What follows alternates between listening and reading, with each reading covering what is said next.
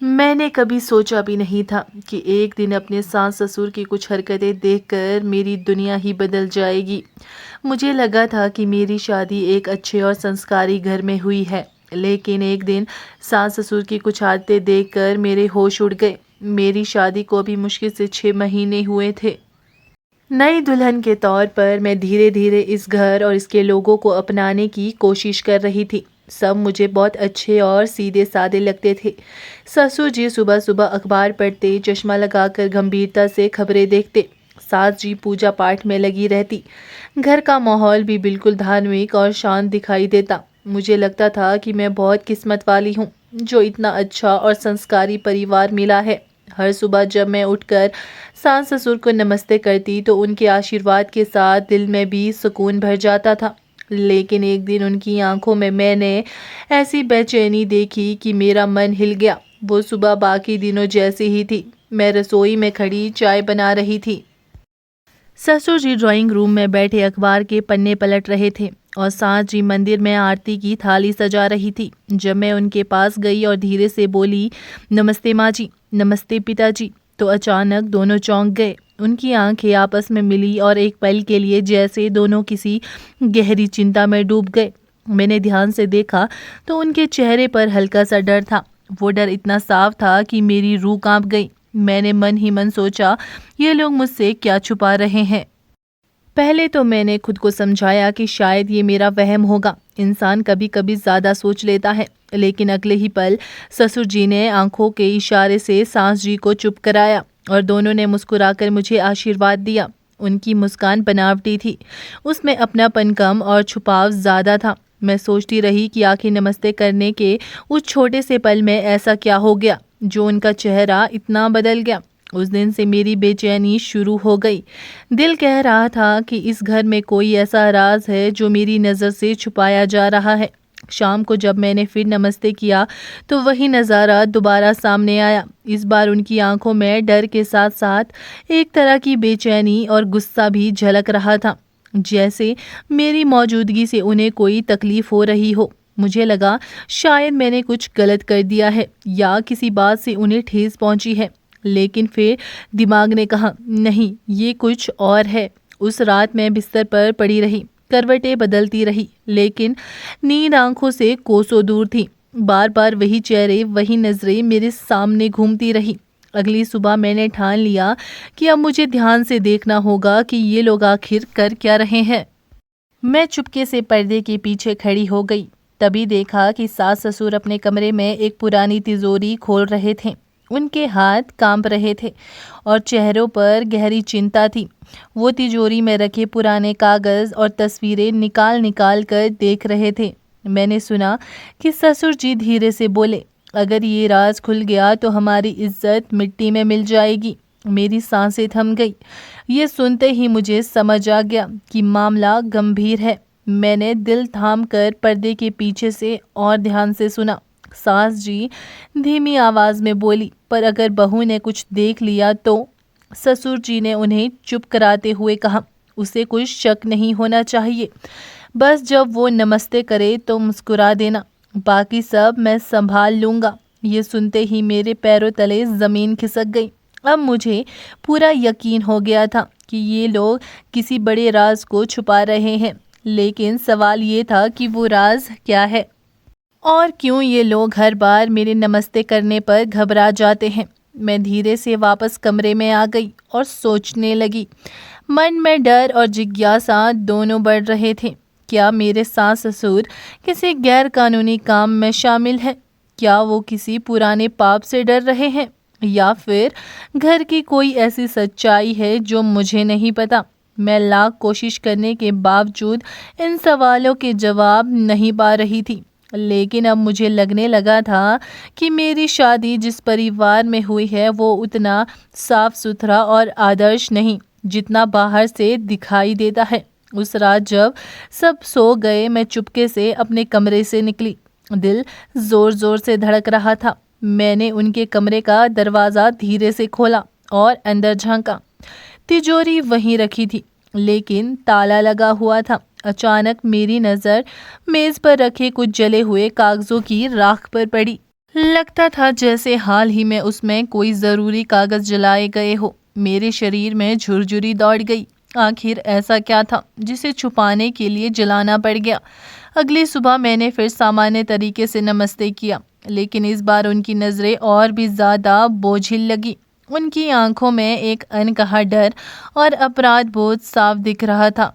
ऐसा लग रहा था जैसे नमस्ते के उस पल में उनकी आत्मा पर छुपे हुए सच का बोझ और भारी हो जाता हो। मैं मुस्कुराने की कोशिश कर रही थी, लेकिन भीतर से कांप रही थी। मन कह रहा था कि अब सच्चाई जानना ही पड़ेगा, वरना ये बेचैनी मुझे अंदर से खा जाएगी। मैंने ठान लिया कि अब सीधे उनसे सवाल पूछूंगी। उस शाम जब घर में सब खा चुके थे और माहौल थोड़ा शांत था, मैं हिम्मत जुटाकर सास ससुर के सामने बैठ गई। मैंने धीमी आवाज में कहा, माँ जी, पिताजी, मुझे आपसे कुछ पूछना है। हर बार जब मैं नमस्ते करती हूँ तो आपके चेहरे बदल जाते हैं। आखिर वो कौन सा सच है जो आप मुझसे छुपा रहे हो? मेरी बात सुनकर उनके हाथ कांपने लगे, चेहरों पर पसीना आ गया और एक पल को सन्नाटा छा गया। मुझे लगा जैसे अब वो सच सामने आने ही वाला है। मेरे सवाल सुनते ही कमरे का माहौल बदल गया। सास जी ने तुरंत सिर झुका लिया और उनकी आंखों से आंसू टपक पड़े। ससुर जी ने गला साफ किया, लेकिन आवाज़ कांप रही थी। उन्होंने धीमी आवाज़ में कहा, बेटी, कुछ बातें ऐसी होती हैं जो इंसान चाहकर भी सामने नहीं ला पाता। हमसे जो गलती हुई है उसका बोझ हम सालों से ढो रहे हैं, और शायद यही वजह है कि तुम्हें हर बार नमस्ते करते देख हमारा दिल कांप उठता है। उनकी बातें सुनकर मेरे कानों में जैसे सीटी बजने लगी। मेरे सामने बैठे ये दोनों लोग, जिन्हें मैं हमेशा आदर समझती थी, आज गुनहगार से लगने लगे। मैंने हिम्मत जुटाई और फिर पूछा, आखिर वो गलती क्या थी? अगर आपने मुझसे अभी तक छुपाया है तो भी कम से कम मुझे सच जानने का हक है। मेरी बात सुनते ही सास जी ने रोते हुए कहा, बेटी, वो सब बहुत पुराना है। अगर ये राज बाहर आ गया तो सिर्फ हमारी नहीं, इस पूरे परिवार की इज्जत मिट्टी में मिल जाएगी। उनकी बातों से मेरा दिल और भारी हो गया। मैंने समझाने की कोशिश की, सच चाहे कितना भी कड़वा क्यों ना हो, लेकिन उसे दबाने से जख्म और गहरे हो जाते हैं। ससुर जी ने गहरी सांस ली और बोले, ये राज हमारे पुराने व्यापार से जुड़ा है। सालों पहले हमने लालच में आकर एक ऐसा फैसला लिया था जिसका नुकसान कई लोगों को उठाना पड़ा। उस दिन से आज तक हमें चैन नहीं मिला, और जब तुम हर सुबह आकर हमें नमस्ते करती हो तो हमें लगता है जैसे भगवान हमें तुम्हारे ज़रिए हमारी गलती याद दिला रहे हो। उनकी आंखों में आंसू भर आए। मेरी रूह कांप गई। मुझे पहली बार लगा कि जिन लोगों को मैं इतना धार्मिक और शरीफ समझती थी, उन्होंने भी कभी पाप किया था। सास जी ने बात आगे बढ़ाई, हमने कई परिवारों को नुकसान पहुंचाया, उस गुनाह की भरपाई करने की कोशिश भी की, लेकिन पूरी तरह कभी कर नहीं पाए। इसीलिए हर बार तुम्हारे नमस्ते में जब तुम आशीर्वाद मांगती हो तो हमें लगता है जैसे भगवान हमसे पूछ रहे हो कि हमने दूसरों को क्या दिया। शायद इसी अपराध बोध ने हमें खोखला बना दिया है। उनकी बात सुनकर मेरी आंखें नम हो गई। मुझे लगा जैसे अब मैं भी इस बोझ का हिस्सा बन गई हूँ।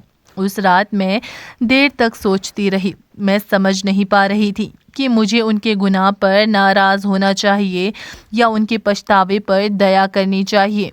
एक तरफ मेरे सामने वो माँ बाप जैसे थे जिन्होंने मुझे बहू नहीं बेटी माना था, और दूसरी तरफ उनका अतीत था जो मेरी सोच को हिला रहा था। मैंने ठान लिया कि अगर ये सच है तो अब इसे दबाने की जगह हमें मिलकर कुछ करना होगा, क्योंकि किसी भी परिवार की असली ताकत सिर्फ नाम और इज्जत नहीं बल्कि सच को स्वीकार करने में होती है। अगली सुबह मैंने नाश्ता बनाते समय सास ससुर दोनों को ध्यान से देखा। अब उनकी आंखों में पहले जैसी घबराहट नहीं थी, बल्कि एक डर और उम्मीद का मिश्रण था। शायद इसलिए क्योंकि अब राज आधा बाहर आ चुका था। मैंने नाश्ता परोसते हुए कहा, माँ जी, पिताजी, अगर आपने अतीत में गलती की है तो उसका प्रायश्चित भी किया जा सकता है। छुपाने से ये बोझ और बढ़ेगा। मेरी बात सुनकर सास जी ने मेरी तरफ ऐसे देखा जैसे उन्हें पहली बार कोई सहारा मिला हो।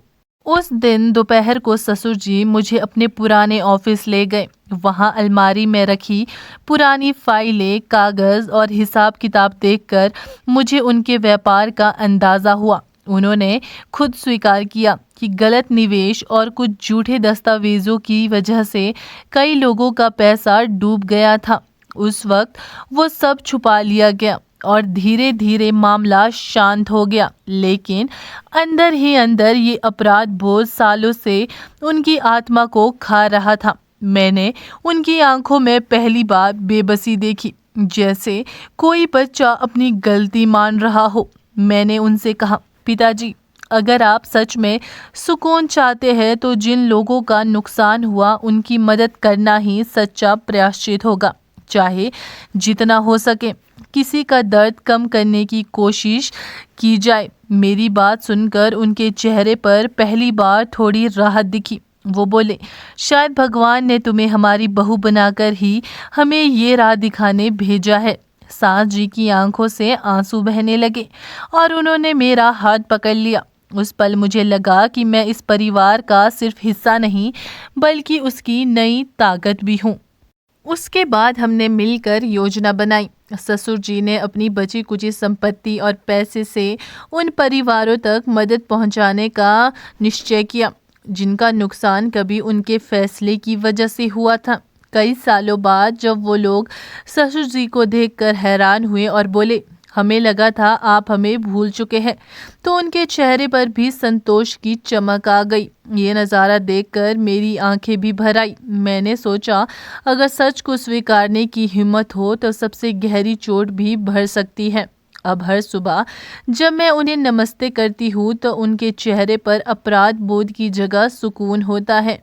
उनकी आंखों में अब डर नहीं बल्कि अपनापन और राहत झलकती है। मुझे महसूस हुआ कि जिंदगी में सच चाहे कितना भी कड़वा क्यों ना हो, लेकिन अगर इंसान उसे स्वीकार कर ले और सही कदम उठा ले तो जख्म धीरे धीरे भरने लगते हैं। वो छोटा सा नमस्ते जो कभी उनके लिए डर का कारण था, अब उनके लिए भगवान से जुड़ने का नया जरिया बन गया। कुछ हफ्तों बाद घर का माहौल पहले से बदल चुका था। ससुर जी रोज सुबह पूजा करने लगे और सास जी अब मुझे हर छोटी बड़ी बात में शामिल करती। मुझे लगने लगा कि जैसे घर की दीवारों से भी अब बोझ हट गया है। लेकिन फिर भी मेरे मन में कहीं ना कहीं सवाल था, क्या सचमुच ये बदलाव स्थायी रहेगा या फिर ये केवल कुछ दिनों की बात है। एक शाम जब हम सब साथ बैठे थे, सास जी ने अचानक मेरा हाथ पकड़कर कहा, बेटा, अगर तू उस दिन सच ना कहती तो हम शायद जिंदगी भर इस बोझ के साथ जीते रहते। उनकी आंखों से आंसू बह रहे थे और मेरी आंखों में भी नमी आ गई। उस पर लगा कि शायद पहली बार उन्होंने मुझे बहू नहीं बेटी की तरह अपनाया है। ससुर जी ने भी आगे बढ़कर कहा, गलती हमारी थी लेकिन हिम्मत तेरी वजह से आई। अब हम ये जिंदगी दूसरों की मदद में बिताएंगे। उनकी आवाज़ में एक सच्चाई थी जो पहले कभी महसूस नहीं हुई थी। मैंने सिर झुकाकर कहा, बस यही मेरा धर्म है कि मैं अपने घर को जोड़ कर रखूं। धीरे धीरे हमने उन परिवारों की सूची बनाई जिनका नुकसान कभी उनके कारण हुआ था। हम मिलकर उनसे मिलने गए। शुरुआत में लोग हैरान हुए, कुछ ने गुस्सा भी किया, लेकिन जब ससुर जी ने खुले दिल से माफ़ी मांगी और मदद का हाथ बढ़ाया तो माहौल बदल गया। लोग बोले, आज भी ऐसे इंसान मिलते हैं जो अपनी गलती मानकर सुधार करे। उन दिनों में हर कदम पर उनके साथ रही। मुझे एहसास हुआ कि जब इंसान अपने भीतर का डर निकाल फेंकता है तभी असली सुकून पाता है। सास ससुर की आंखों में अब वो पुराना बोझ नहीं था। जब भी मैं उन्हें नमस्ते करती वो नमस्ते एक आशीर्वाद बनकर लौटता। पति ने भी अब मुझे पूरी तरह से अपना साथी मान लिया था। उसने एक दिन कहा, रिया, अगर तुम ना होती तो शायद ये घर कभी रोशनी ना देख पाता। उसकी बात सुनकर मेरे दिल में एक अजीब सी राहत आई। अब मुझे लग रहा था कि मेरी लड़ाई बेकार नहीं गई। कभी कभी रात को बैठकर मैं सोचती, क्या होता अगर मैंने सच बोलने की हिम्मत ना दिखाई होती। शायद आज भी सास ससुर अपराध बोध में जी रहे होते और मैं डर और चुप्पी में घुट रही होती। सच में सच बोलना मुश्किल होता है, लेकिन उसका फल सबसे मीठा होता है। अब मोहल्ले के लोग भी हमारे घर का उदाहरण देने लगे थे। लोग कहते, देखो कैसे एक बहू ने पूरे परिवार को बदल दिया। ये सुनकर मुझे गर्व नहीं बल्कि संतोष होता, क्योंकि मेरा मकसद कभी खुद को बड़ा दिखाना नहीं था। मेरा मकसद था इस घर को टूटने से बचाना। सास ससुर अब मुझे हर मौके पर आशीर्वाद देते। त्योहारों पर वो मुझे अपने हाथों से गहना पहनाते और कहते, अब तू हमारी बहू नहीं बेटी है। ये सुनकर मेरी आंखें भर आती। लगता था जैसे मेरी मेहनत रंग ला गई और भगवान ने मेरी दुआएं सुन ली। आज जब मैं बीते दिनों को याद करती हूँ तो सोचती हूँ कि एक छोटा सा नमस्ते कैसे मेरे जीवन का सबसे बड़ा मोड़ बन गया। कभी यही नमस्ते मुझे डर और घबराहट से भर देता था, और आज वही नमस्ते आशीर्वाद और प्यार का प्रतीक बन चुका है। सच बोलना और सही राह चुनने की हिम्मत ही असली जीत है। ऐसी ही वीडियो के लिए चैनल को ज़रूर सब्सक्राइब करें।